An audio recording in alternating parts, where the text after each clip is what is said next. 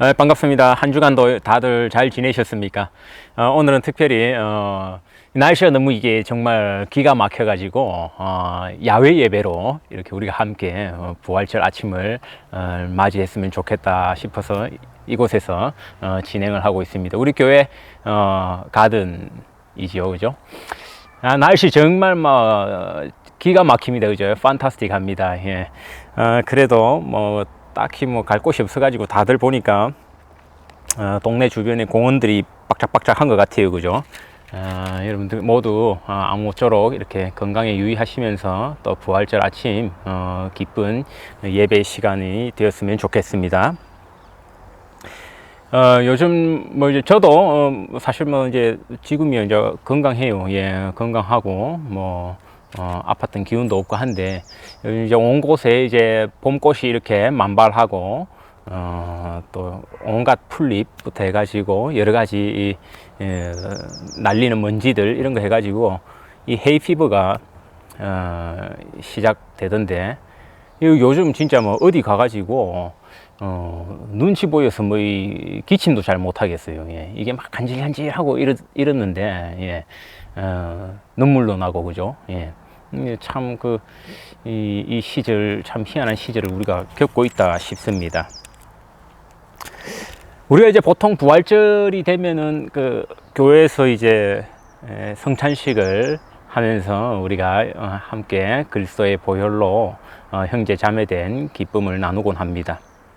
제가 이 성찬식을 준비하지는 못했어요. 성찬을 이렇게 혼자 할 수는 없습니다. 혼자 하는 거 성찬 아니에요. 그죠? 우리가 함께 모여 가지고 같이 먹는 겁니다. 같이 먹고 마시는 것. 그럼으로써 우리가 우리 육신의 혈통, 어디 융가다, 박하다 이런 육신의 혈통이 아니라 그리스도의 보혈로 우리가 한 형제 자매 된 것. 그죠? 우리 육신의 혈통도 쪼갤 수가 있습니다. 그죠? 예. 그 육신의 혈통도 사실 별거 아니에요. 다 자기 피가 섞였다 하지만요.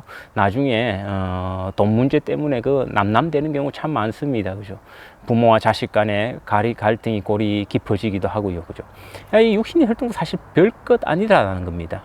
그럼에도 불구하고, 그리스도의 보혈의 능력은 얼마나 대단하여서 이 육신의 혈통이 다른 자들을 이렇게 하나의 형제 자매로 묶어주는 그 기쁨, 그 잔치에 참여하는 것이 이 성찬이 되겠지요. 자, 빵하고 이런 거는 가져오면 성찬하려고 한 건 아닌데 그냥 한번 갖고 와봤습니다. 예, 그죠? 이거는 와인은 아니고 포도를 제가 넣어왔어요. 포도를. 예, 이 포도를 넣는 게 먹어가면서 하겠습니다. 우리 다음에 예배를 함께 모여서 할 수 있게 되면은 바로 우리 함께 성찬식부터 하고 예배했으면 좋겠다 싶습니다. 참 아쉬워요, 그죠? 그리고 이 부활절에 이렇게 가정 예배를 여러분 다 이렇게 드리게 되는 것 중에 또 아쉬운 점 중 하나가 부활절 찬송이 정말 웅장하고 기막히게 좋은 곡들이 참 많거든요. 그렇는데 우리 함께 모여서 부르지 못하는 것, 참 아쉽습니다. 저도 부활절 찬송들은 참 좋아하는 곡들이 많이 있습니다. 그렇는데 그런 곡들이 사실 이 부활의 기쁨 그리고 그 영광을 나타내기 위해서 이 작곡가들이 심혈을 쏟아 놓은 것 아닙니까?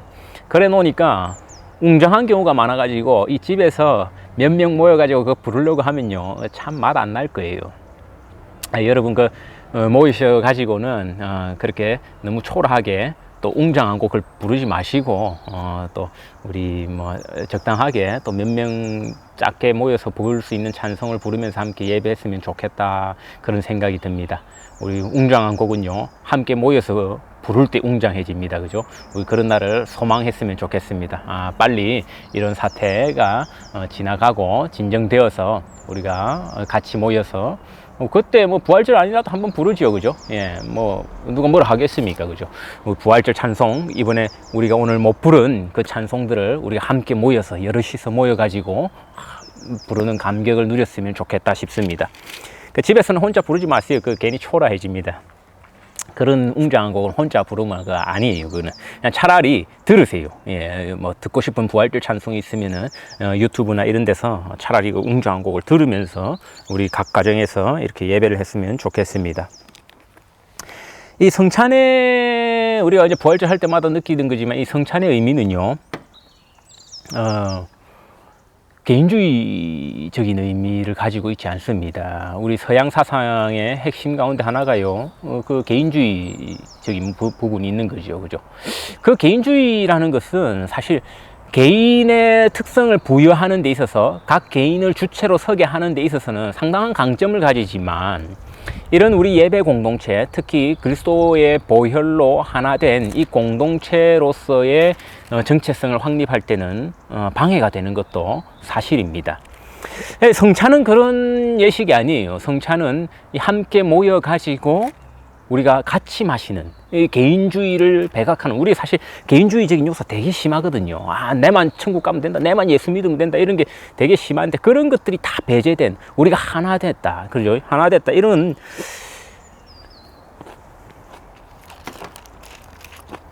그런 의미예요. 우리가 이제 예전에 그 슬라보의 지젝이라는 철학자가 지적한 게 제 인상이 남았는데요. 여러분 89년대 그 중국의 천안문 사태 아시지요? 이제 사진을 이렇게 뽑아왔습니다. 이게 탱크맨이라고 하는데요. 왕웨이린이라는 그 청년이에요. 요 혹시 이게 잘 보이시나? 예, 그죠? 여기 청년이 이 탱크를 딱 막아선 천안문 사태 때, 그죠? 이 사진 아마 유명한 사진입니다. 우리 옛날에 그 부마 항쟁 때지요, 그죠? 부마 항쟁 때 그때도 우리 왜 부산에서 그 범일동 그 도로에서 왜 태극기 휘날리는 그 청년 있죠? 그 퓰리처상 받은 그 사진. 그 사진처럼 이것도 뭐 마찬가지 그런 상징성을 띠고 있습니다. 이 서양에서는요, 이 청년을 아주 영웅시합니다. 민주화의 중국 민주화 운동의 뭐 영웅처럼 이렇게 취급을 했는데, 이 지젝이라는 철학자가 그렇게 지적해요. 그거는 서양의 관점이다라는 겁니다. 중국의 6.25 사상을 바탕으로 한 이 청년들의 민주화 운동은 개인주의 운동이 아니라는, 개인 한 개인을 영웅시하는 운동이 아니었다고 지적을 합니다. 아주 깊은 통찰이 들어가 있습니다. 그죠? 우리는 이 서양의 관점에서는 무조건 이 개인주의, 영웅주의적인 그 맥락에서 사람을 발굴하고 이 사태를 해결해 나가려고 하거든요. 영웅주의 무섭습니다. 그죠? 영웅주의는 지도자에게 아주 달콤한 매력으로 다가올 수 있습니다.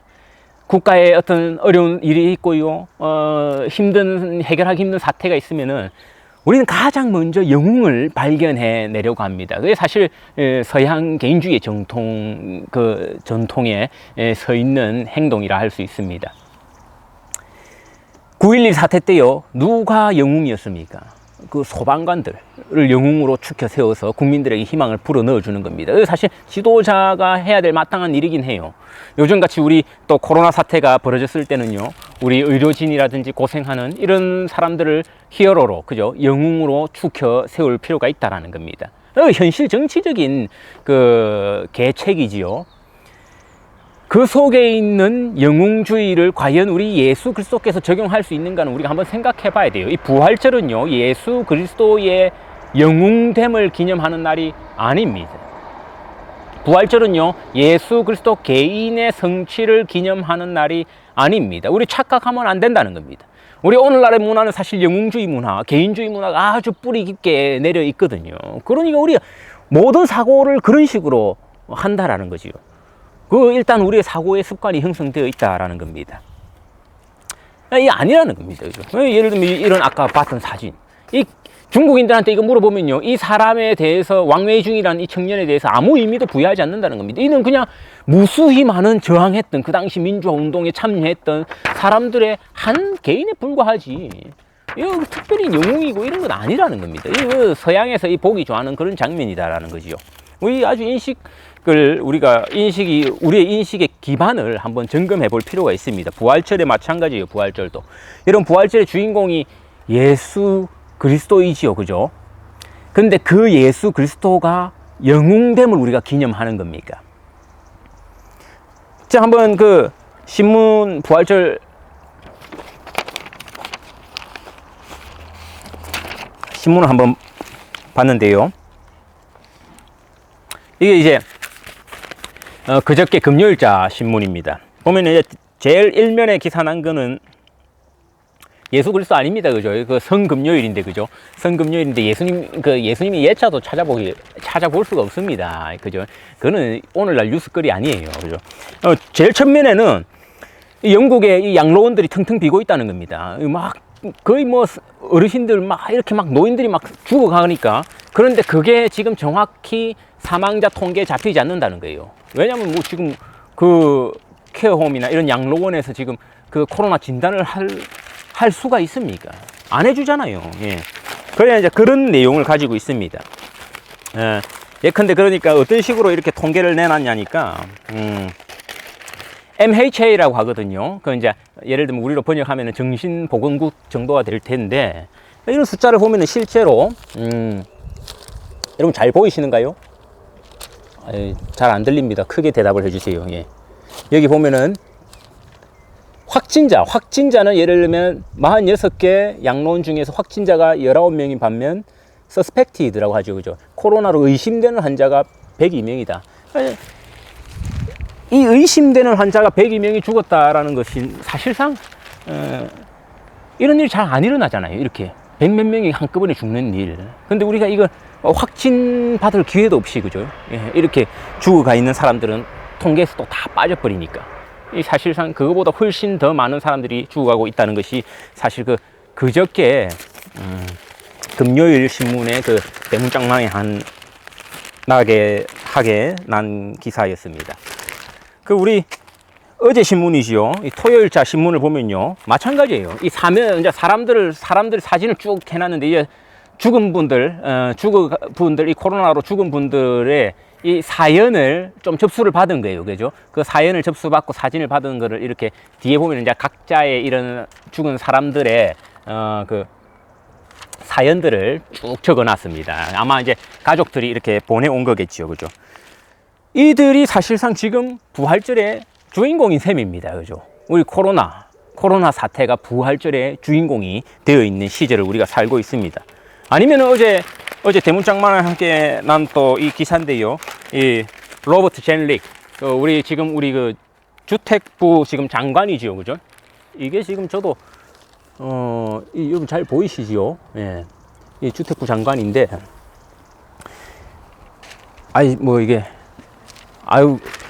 저도 이게 뭐 하다 좀 이런 건 처음 해보니까 아직도 사실 적응이 잘 안 돼요. 예. 뭐 언제까지 이래 지금 카메라 보고 이렇게 해야 되는지 잘 모르겠습니다. 여러분 하여튼 빨리 보고 싶습니다. 우리 좀 빨리 봐서 우리가 직접 이렇게 보면서 예배했으면 좋겠네요. 뭐 언제까지 이래? 이것도 뭐 하는 짓인지, 그죠? 예. 하여튼 이 주택부 장관 로버트 젠릭 이제 거의 뭐 탑뉴스로 나왔는데요. 이 지도자들의 모습도 이렇게 적나라하게 까발려지는 모습을 볼 수가 있습니다. 뭡니까? 자기들은 이 락다운 했으니까 국민들한테는 집 밖에 나가지 마십시오 라고 해놓고, 정부에서 뭐라고 했냐니까, You should not be visiting family members. 가족도 방문하지 마십시오. 왜? 어르신들 위험하니까 가족도 방문하지 말라 해놓고, 이 장관은 자기 부모님 챙겨주다가 딱 걸린 겁니다. 그죠? 지도자들도 이런 사태 때 이기적인 모습들, 위선적인 모습들, 그죠? 그렇다고 지금 이제 막 에러건트하다고 막 이렇게 비난의 폭격을 받고 있는 장면을 볼 수 있습니다. 막 자기 부모님이 1시간 정도 거리에서 살고 있는데 변명을 했더라고. 뭐, 필수품, 생필품도 갖다 드리고 약도 좀 챙겨드리고 이렇게 했다 하는데, 이 가디언지에서 조사를 한 결과로는 이미 그 지역 사회에서 그 부모님은 잘 케어받고 있는 것으로 드러났다라는 거죠. 그러니까 이런 사태 때, 누군들 이런 사태 때 부모님 안 챙겨주고 싶습니까? 부모님의 안부가 안 궁금하겠습니까? 뭐 하나라도 더 안 갖다 주고 싶겠습니까? 자기들은 다 뒤에서 그렇게 하면서 국민들한테만 너희들은 가족 방문도 하지 마십시오 이렇게 해놓으니까 막 이렇게 비난을 이렇게 받고 있는 모습들을 볼 수 있습니다. 하여튼 죄다 이 부활절을 지금 장식하고 있는 거는요, 이 뉴스예요. 예수님에 대한 말은 없습니다. 예수님 뭐 철저히 오늘날 주인공은 아니세요. 그런 의미에서. 그리고 이 죽음이요, 지금 한 며칠 어제하고 그저께 신문에 계속 탑뉴스로 이렇게 다루지는 이유가 뭔지 압니까? 우리 죽음이 달갑지 않기 때문이에요. 이게 기쁜 소식이면 다루겠어요? 신문에서는 보통 기쁜 소식 다루지 않습니다. 듣기 싫은 소식 다뤄요. 나쁜 소식. 그냥 그게 우리한테 뉴스거든요. 좋은 소식, 남이 잘된 소식, 남이 행복한 소식, 이거는 우리에게 뉴스 아니에요. 우리는 그런 거 듣고 싶어 하지 않거든요. 사람들은 기본적으로 사고, 그죠? 재난, 이런 데 귀가 싹 박지요. 남이 나보다 잘 되는 것, 남의 아이들이 잘 되는 것, 남의 아이가 내 아이가 못 가고 뭐 내 아이가 못 해냈던 것들 해내는 일들, 이런 것 같이 축하하는 내용의 뉴스는 잘 없어요. 그러니까 지금 듣기 싫은 뉴스잖아요. 우리가 싫어하는 뉴스가 탑으로 나오는 건 당연합니다. 누가 죽었다, 몇 명이 죽었다, 이런 거, 그죠? 우리가 대체 죽음이 달갑지 않은 이유가 뭔지, 그럼 우리는 이 부활절에 한번 생각해 보아야 할 겁니다. 여러분, 우리 부활 믿습니다. 저는 특별히, 저도 의심치 않고 믿어요. 제가 이제 의심을 했던 적도 있었지요. 하지만 그 어린 시절 이후로는요, 이 부활 사건에 대한 저는 의심이 없이 확고한 믿음을 가지고 있습니다. 내가 예수님이 가졌던 그 몸, 그 육신으로 다시 살아날 것이라는 믿음, 그리고 그 육신은 다시는 죽지 않을 것이라는 믿음이 제 속에 있습니다. 그 몸으로요, 우리 역시 음식도 먹을 수 있고 서로가 서로를 알아볼 수 있을 것이다라는 그러한 소망도 가지고 있습니다. 그런데요, 죽기는 싫어요. 죽기는 싫다고요. 저도 죽기 싫습니다. 우리 중에 누가 죽고 싶은 사람이 있겠습니까? 다 죽기 싫으니까 막 어떻게든 해보려고 하는 거지. 부활 믿는다면서요. 근데 왜 죽기 싫습니까? 죽음이 달갑지 않아가지고 날마다 이 신문기사에 나오는 겁니까? 죽었다, 큰일 났다, 이래 죽었다, 막 큰일 났다, 이래 합니까? 우리 기독교인들도 마찬가지 아닙니까? 먼저요, 죽음이 달갑지 않은 이유를 첫 번째 2가지 이유 정도로 생각해 볼 수 있습니다. 첫째로는 부활을 믿지 않기 때문입니다. 부활을 믿지 않기 때문에. 죽음 끝이라 생각하니까요, 이 세상에 남은 미련을 놓지 못하는 겁니다. 그 이제 믿지 않는 자들의 행태가 되겠지요. 2번째로는요, 우리 같은 신자들의 모습인데, 우리 같은 신자들도 실제로는 되게 죽기 싫어해요. 부활을 근데 믿는데도 죽기 싫어한다고요. 저도 의심치 않고 부활할 사실을 확신을 가지고 있는데 죽고 싶지가 않아요. 죽음이 두렵다고요. 왜 그런 겁니까? 원래요, 그 사건, 부활의 영광을 믿는다는 거하고 죽음에 대한 두려움은, 이거는 사실 별개의 문제로까지 취급할 수 있다는 겁니다. 우리 마찬가지입니다. 우리 어린 학생들도요, 맨날 공부하기 싫어가지고 농땡이 치는 애들도 믿는 사실이 있어요. 내가 지금 놀고 싶지만, 내가 지금 뒹굴거리고 싶지만 책상에 앞에 앉아가지고 공부하면은 성적 오를 거다, 이 사실 믿어요. 믿는데 하기 싫은 거거든요. 저도 마찬가지입니다. 저도 제 입에 달달한 음식, 제 입에 맞는 음식을 좋아해요. 근데 어떨 때는요, 이게 내 몸을 해칠 것이라는 생각을 가지고 있어요. 그런데도 그 음식을 먹을 때가 있습니다. 그런데도 몸에 좋은 음식이 싫을 때가 있습니다. 믿음과 행실이 반드시 함께 가진 않거든요. 부활에 대한 믿음이 있다고 해서요, 반드시 우리가 죽음을 두려워하지 말아야 된다라는 그런 논리적인 결론에 이르는 건 아니라는 겁니다. 여러분, 이런 부분에 있어서 우리가 강박한 점을 좀 털어내도 된다는 겁니다. 어떻게 내 믿음이 이렇게 연약해가지고 나는 이렇게 죽음이 두려울까? 그런 식으로 우리가 생각하지 않아도 된다는 거예요. 누구나 두려울 수 있습니다. 공부 잘하고 남들이 해내지 못하는 끈기를 가지고, 인내를 가지고 버텨내면은 누구나 성취할 수 없는 그런 성과를 낸다는 건 우리는 믿지만, 그렇게 하기는 싫은 거예요. 애들 다 안 그렇습니까? 우리 학생들도 오늘 그 예배 때 들으면요, 여러분 특별히 지금 학교 안 가고 있는데 그런 것 때문에 여러분 우리가 잘 생각해 봐야 됩니다. 이 시간을 내가 어떻게 보낼 것인가, 그죠? 여러분 하기 싫어도요, 인내와 끈기를 가지고 책상 앞에 앉아 있고요, 또 내가 해내야 되는 일들을 해낸다면 그때의 여러분의 클래스는 다른 사람하고 다를 거예요. 그게 당장 티는 안 나지만 반드시 티 납니다. 5년 지나고 10년 지나면요, 그 인생과 저 인생이 같을 수가 없어요. 저도 영어를 잘하고 싶지요. 그러나 영어를 잘하는 사람을 존경하지는 않습니다. 여러분, 영국에서 태어났는데 영어 못하는 사람 그 어디 있어요? 한국에서 태어났는데 한국말 못하는 사람 어디 있어요? 그 노력하지 않아도 다 잘합니다. 제가 어릴 때 막 한국말을 잘하려고 노력했던 그런 기억이 없어요. 그냥 다 잘해요. 그러니까 저는 영어를 잘하는 사람을 존경하진 않아요. 영어 뭐 거지도 영어 잘하잖아요. 그런 사람이 뭐 인간의 존엄성이 없다 이 말이 아니라요. 제 마음으로 존경하지 않는다는 겁니다. 왜요? 그 사람 그냥 태어나서 그렇게 된 거니까. 사람이 존경을 받는다는 건 뭡니까? 내가 아는 그죠? 그 믿음이 있다면은 그 믿음에 대한 끈기와 인내를 가지고 해내는 것, 성취하는 것, 그런 데 대해서 우리가 존경을 표하는 겁니다. 저는 대신에 여기서 자란 아이들보다 발음이 좋지 않아도요, 외국에 한번 나가본 적이 없는데 토플 만점을 받은 고등학생, 그런 학생을요 진심으로 존경합니다. 그 학생은 저보다 한참 어리겠지만 제가 배울 점이 있는 학생입니다. 그러나 여기서 태어나고 아무 노력 없이 뭐 영어를 잘하는 학생, 그거는 제가 배울 게 없는 애들입니다. 존경하지 않아요. 다른 분과들도 다들 마찬가지 아니겠습니까? 제가 예를 영어로만 들었지만 부활도 마찬가지입니다. 부활의 신앙이요, 우리에게 실제로 다가올 때는 되게 겁나게 다가올 때가 있습니다. 왜냐하면 부활을 겪기 위해서 전제되는 게 뭡니까? 죽음이거든요. 죽음 없는 부활은 없어요. 부활의 영광을 겪기 위해서는 반드시 죽어야 됩니다.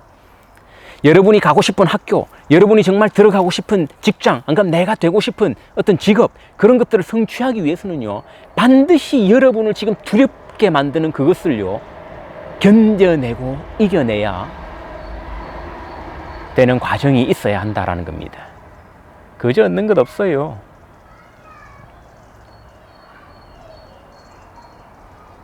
부활의 신앙이 우리의 삶과 밀접하게 그런 점에서 결부되어 있다라고 볼 수 있지요. 그렇다면 우리가 부활을 믿으면서도 이렇게 두려워하는, 죽음을 두려워하는 마음을 가지고 살아갈 때에 이런 마음들을 어떻게 하면 조금 완화시킬 수 있을까라는 점을 우리 예수님의 부활하심을 기념하는 이 아침에 한번 생각해 보았으면 좋겠습니다. 특별히 오늘 본문은요, 사도행전 1장 6절에서 8절까지 말씀인데요, 제가 한번 읽어보겠습니다.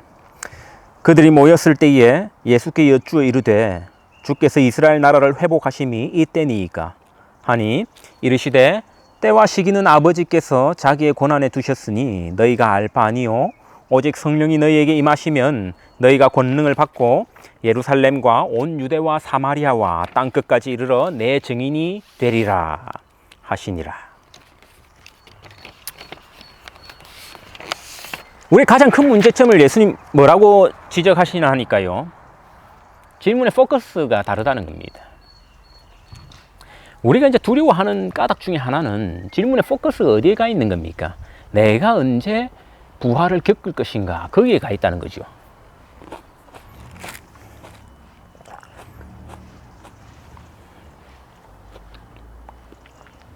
그 말은 뭡니까? 내가 언제 죽을 것인가, 내가 어떤 형태로 이 삶을 마감하게 될 것인가, 거기에 가 있다라는 겁니다. 예수님 그렇게 말씀하십니다. 본인이 부활하고 이제 하늘로 가시기 전에 때와 시기는 아버지께서 자기의 권한에 두셨다라고 하는 거거든요. 너희가 알 바 아니오라고 말합니다. 그런데 우리는 사실 관심이 어디가 있냐니까, 우리가 알 바 아닌 거에 관심 가 있는 겁니다. 나는 어떤 형태로, 어떤 모습으로 언제 죽게 될 것인가. 그것이요, 우리 부활신앙을 약화시키고, 부활신앙이 있음에도 불구하고 자꾸만 죽음을 두렵게 여기게 한다라는 거지요. 이때 예수님은 우리의 질문의 그 포커스를 바꾸어 주신다라는 겁니다.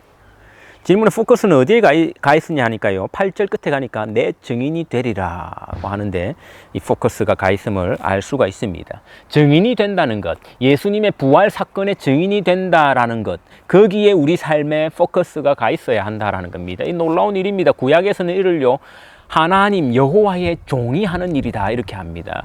우리를 여호와의 종 삼아 주시고 그 종이 하는 가장 중요한 일 중에 하나가 바로 증인됨이라는 겁니다. 구약에서는 여호와에 대한 증인, 하나님 하신 일에 대한 증인을 말했다면, 오늘 이 부활절 아침에 우리가 고민해 보아야 되는 것은요, 우리가 부활 사건의 증인으로 서게 된다라는 것입니다.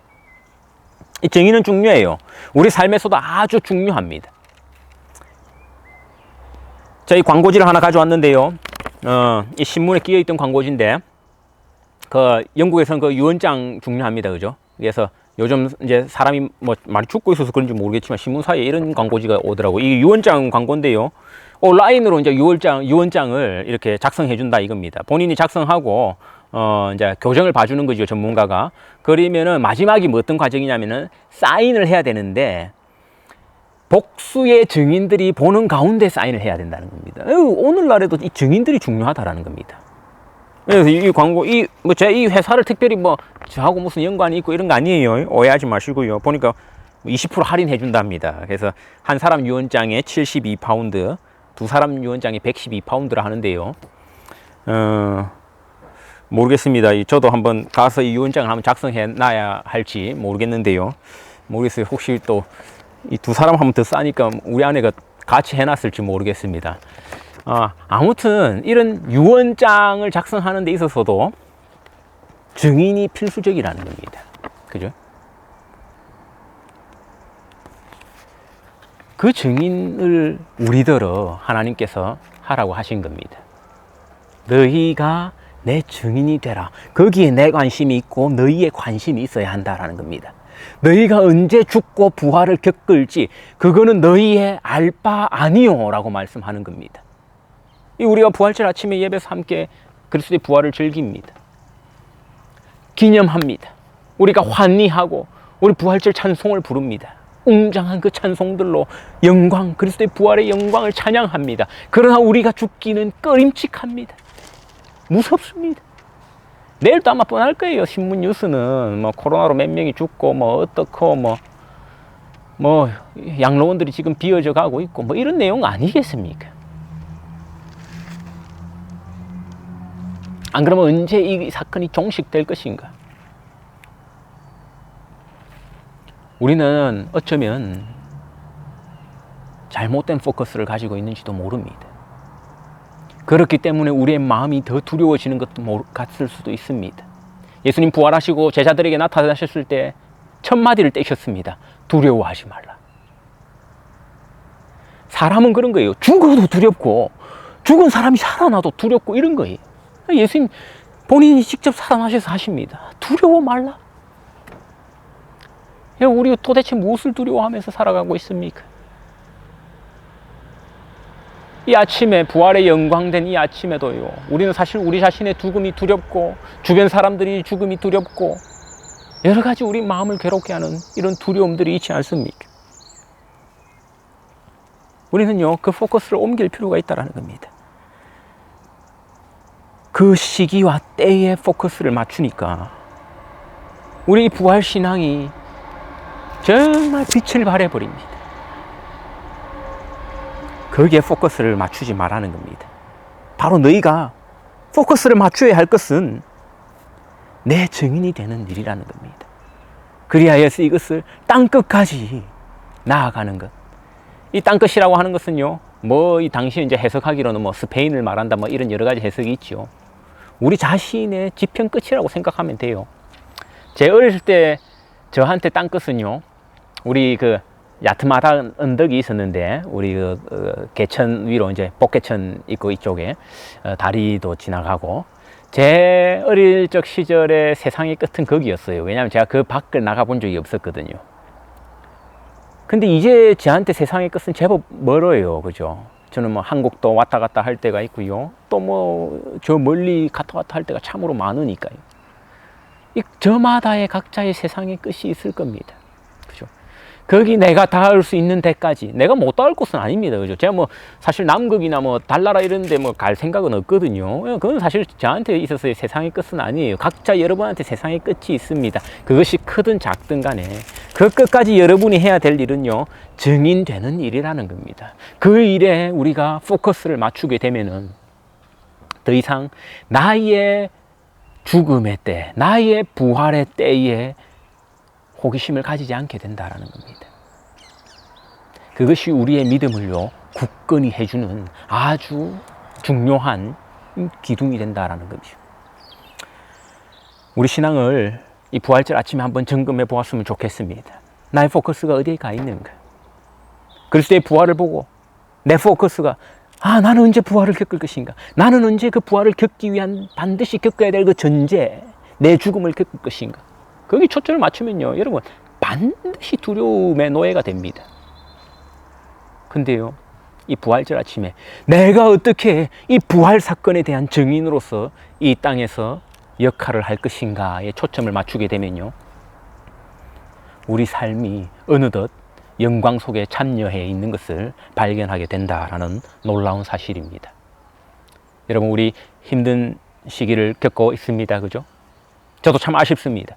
이렇게 우리 그 교회, 그죠?